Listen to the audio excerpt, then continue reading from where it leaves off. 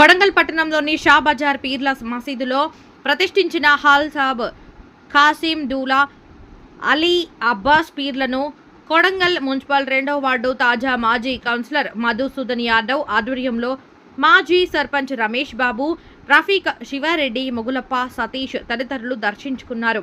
పీర్లకు పూలు దట్టి సమర్పించి ప్రత్యేక ప్రార్థనలు నిర్వహించారు. మత సామరస్యానికి ప్రతీక మొహరం అని పేర్కొన్నారు.